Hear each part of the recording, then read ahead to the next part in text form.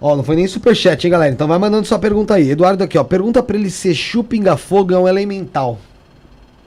O que é o Exu Pinga-Fogo? Como assim um elemental, ô Douglas? Então, a gente tem duas categorias de entidades, basicamente, dentro da espiritualidade. Né? Tem os que são humanos, tiveram uma vivência humana, desencarnaram, se deificaram de alguma forma e se tornaram entidades. Tá? Não adianta você morrer que você não vai virar entidade, precisa de uma deificação. É uma evolução no plano espiritual. Não é Seria bem isso? uma evolução, evolução seria um nome incorreto.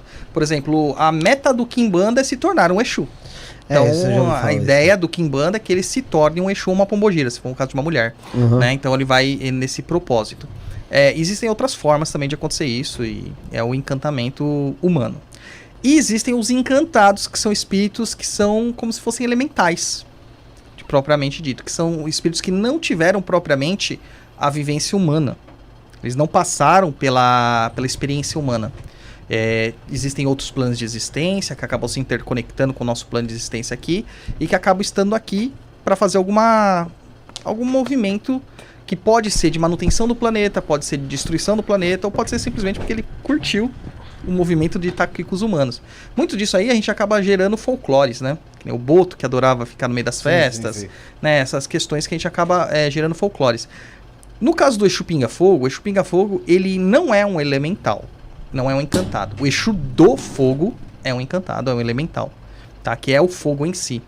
E ele representa esse acesso. A gente dá nome de Exu, mas é um nome que acabou se tornando popular. O nome não deveria ser esse, mas é a aproximação que se tornou aqui no Brasil. Né? Quando a gente vai pela tradição banta, a gente vê que o termo mais correto é Ganga ou Inganga. É o termo mais correto, que é um feiticeiro que se transformou numa divindade. Algumas dessas divindades, elas têm acesso ao controle desses elementais. Porque por meio de feitiçaria, por meio de técnicas e tal, ele tem os controles. O Pinga-Fogo é um deles.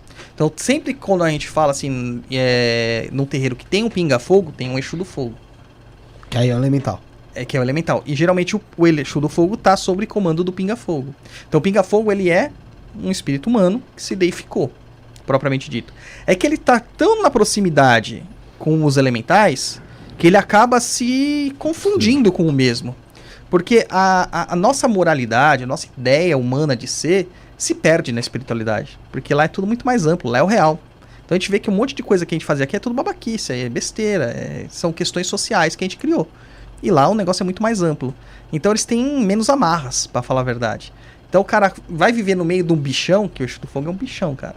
Ele vai se tornar um bichão também.